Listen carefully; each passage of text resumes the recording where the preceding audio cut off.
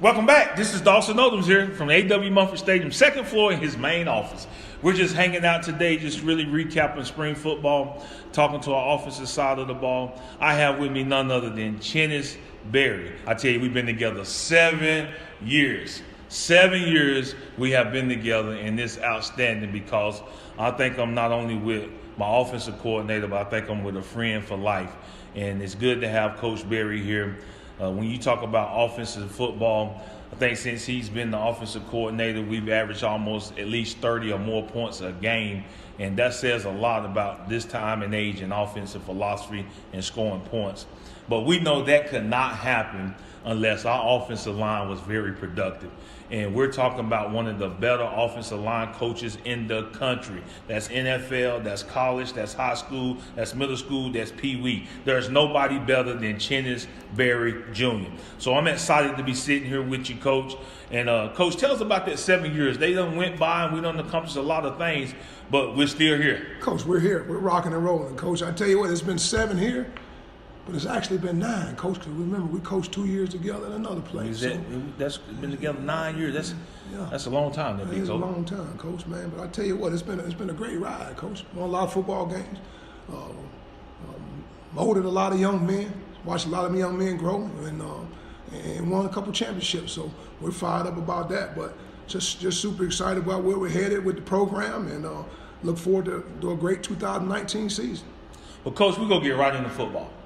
Okay, guys, I'm here. You know, I never get a chance to do this, so I get to do it on the radio.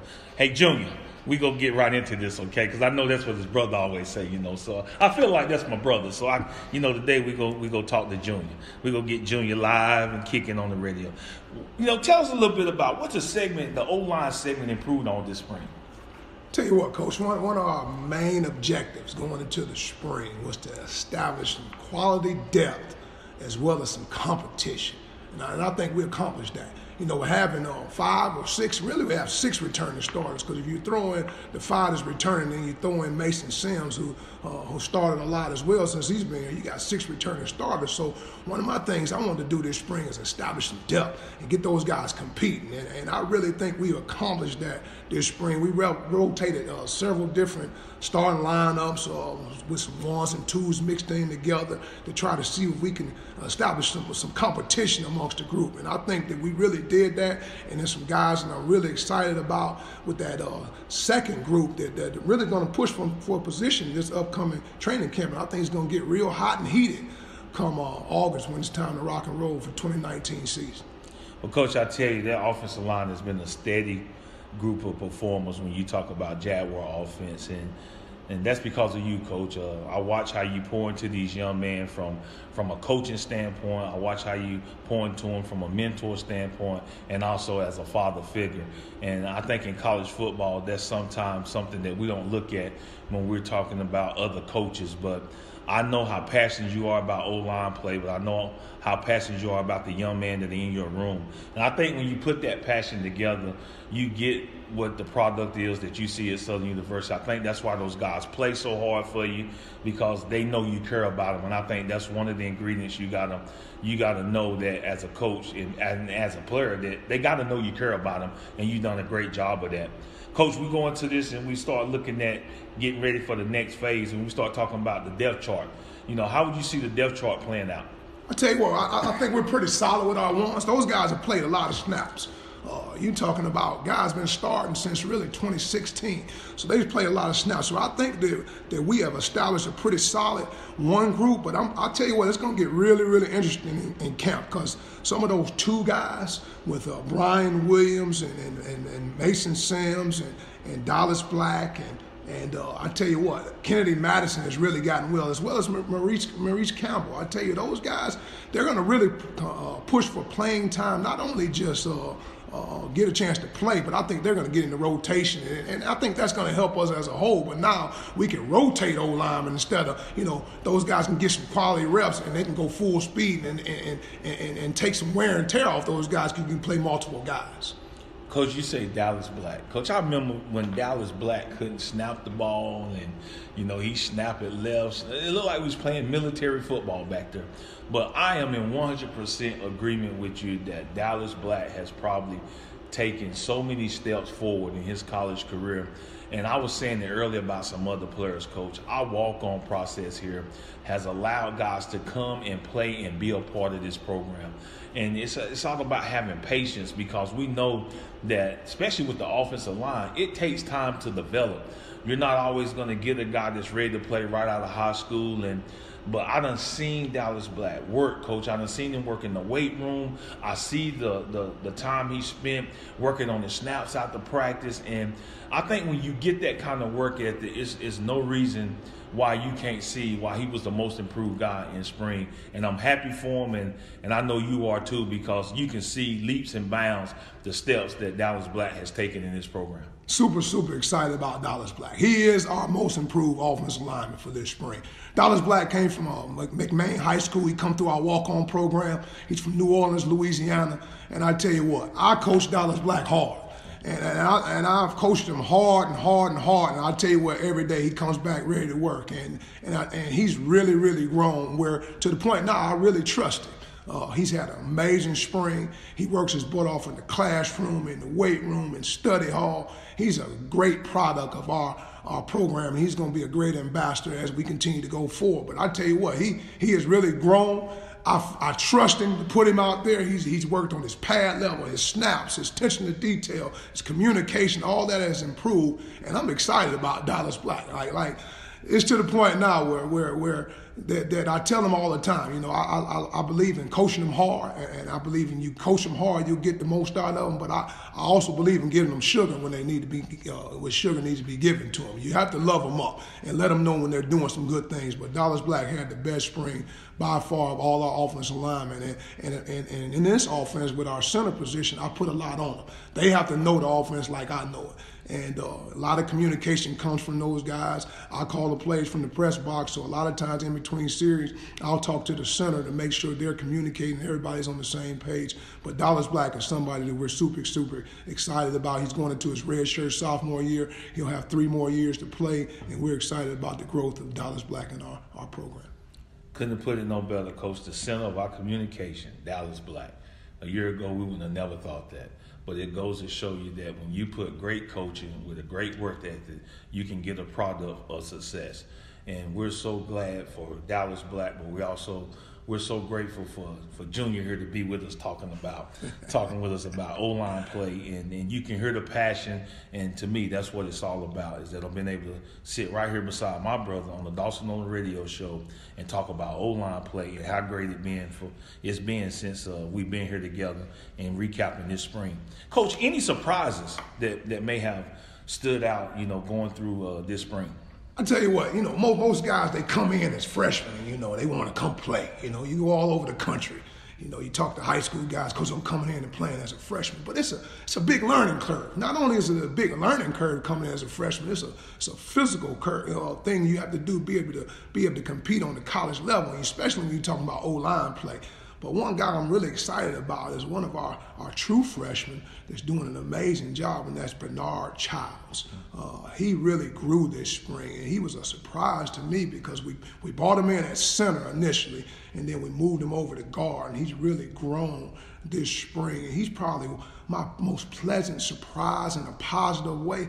But I think more than anything, Coach, I think our two deep. Yeah. It really made me happy this spring. That was a great, pleasant surprise. Our two deep really sometimes play better than our ones, with our number 2 offensive line. And those guys with, again, Dallas Black, I'll talk about him again. He did an amazing job. Mason Sims, Maurice Campbell, who really come a long way in his redshirt freshman year. He's a big 6'6" tackle, 330 pounds, just really twitchy and athletic, and he can do some good things, but he's gotten better. Kennedy Madison, the guy that we came in last spring and really took a little time to learn what we're doing, but he has that twitch and athletic ability that we're looking for at tackle as well. And Brian Williams, I tell you what, he really played really well at both guard positions, at left guard and right guard. So I think we've developed some quality depth. And in this game of football, whether it's on any level, if you got good depth in the trenches with O-line and D-line, you got a chance to win some football games. So we're excited about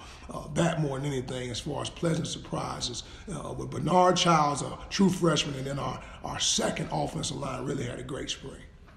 We tell y'all guys, I think when you hear it, first of all, it should surprise you that we're FCS and we're lower than FBS. In order for us to be able to have a 2 deep that we're comfortable with playing on Saturdays, it says a lot about Junior, our coach of that offensive line. And you know, Junior, you've done a good job of just being able to mold young men, you know, and you know, we're here and I'm just sitting here and I'm listening. I'm like, man, we got possibly 10 offensive linemen that we could rotate in. And how much better are we going to be when we get to the conference season, once these guys get some game reps under their belt, and just having that depth, because we know if you lose the wrong offensive lineman, it can really set you back. Mm-hmm. But we're doing a great job, and you're doing an outstanding job of Coach Berry of getting these guys where they need to be and doing the things they need to do. But you don't get to see it on a day-to-day basis. There's no greater molder of men when you talk about offensive linemen than Coach Chennis Berry. He's done it for so many years now, and together 9 for us. And I've been able to see it from sitting across from him as the D-line coach and also as the head coach working with him. I understand the time and hours spent to get these young men to get a degree, to get them lined up, to get them to snap the ball to the quarterback, to get them stepping in the right place. That's why I say it's no better offensive line coach in the country to me than the one that I have working with me every day, known as Chennis Berry Jr. So, Coach, I just want to say that I'm appreciative and I'm grateful to have you beside me. Off-season outlook, big coach, I tell you what, we get ready to go into this off-season. What can you tell us about this offensive line as we get ready to go into the off-season and the off-season outlook and some things that we can do to get better? I tell you, the sky's the limit for the group. I think, the game of football, and coaching is about trust.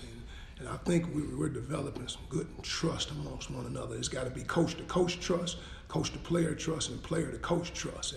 And developing trust amongst that group is really, we've come a long way, because now I feel really, really strong about the depth that we have at that position. So we're super duper excited about what we want to do. We got to continue to gel as a unit. I think if we continue to gel and hold each other accountable on the field, in the classroom, in study hall, in the weight room, I think if we can continue to gel and build that brotherhood as an O-line family, as the nickel family, I think the sky's the limit for this group. I just really think we got a chance to be really, really good up front with some quality depth, some returning starters, as well as some guys that are going to really compete for some positions. Well, I tell you, Coach, you gotta like having 6 returning starters. You gotta like the room, and I think as a head coach, when I sit back and I say, as you look at this team, what are our strengths? What I think we can hang our hat on, and I think for forever, Coach, since we've been here, we've been able to hang it on that offensive line. Like, no matter who leaves or is somebody ready to step in, and by us getting that second group ready, we know we got some seniors that are going to depart, but we got some guys ready to step up and continue to be successful. So, again, thank you for the hard work and dedication you put in to not only just being the offensive coordinator, but also being the O-line coach. And we're going to get better and work on some things this summer. As we go into the summer, Coach, what are some things you would say we need to work on as an offensive line? I tell you, one of the biggest things is conditioning. We're some big ones. With Jodeci Harris, he's a big man, 6'8", 340 plus pounds. And you got Jeremiah Abbey, he's another big man, 6'4", 340 plus pounds. And Mason Sims, 6'4", 340 plus pounds. We got to work on their conditioning and get them in tip-top shape, and we're going to work hard together at that. And I think if we can do that, I think we'll be heading in the right direction. Also, I think just consistency in our footwork. Offensive line play, a lot of times you talk about you want O-linemen with good feet, but it starts with their footwork. Everything is on their departure angle. So we got to have more consistency on why we're doing certain things with certain footwork, whether it's our pass set, our departure angles on inside zone, whatever it may be. We got to make sure that we improve and hone in on our footwork all this offseason. Footwork. And the next thing, we want to make sure we're playing with better pad level. we're some big men. We're long, and which is a good thing. But we also have to be able to play with Z in our knee and play with amazing bend. So we're going to work on our hip flexibility as well as our ankle flexibility all this off season to make sure we improve in that. And last but not least, just become more students of the game.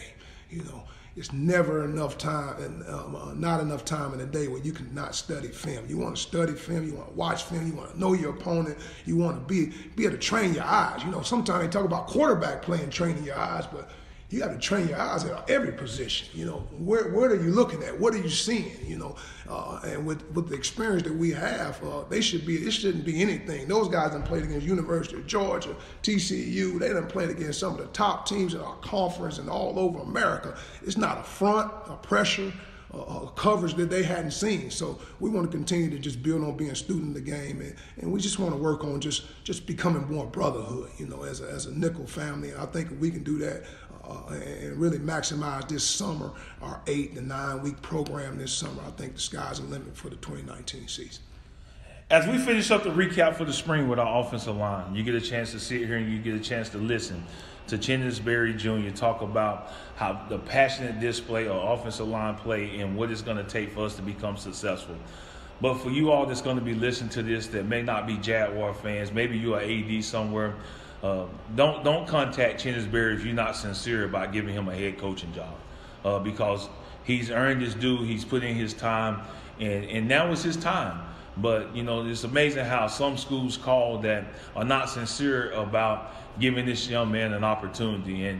And Junior, they're going to be calling you. They're going to be calling you, and they're going to be calling to be sincere, because y'all been hiring offensive coordinators. There's not really been a lot of coordinators in FCS have been more successful than the one we have here at Southern University in Chennis Berry Jr. So if you're going to pick up the phone, pick up and be sincere about what you want to talk about on the other end, or don't waste the Jags' time.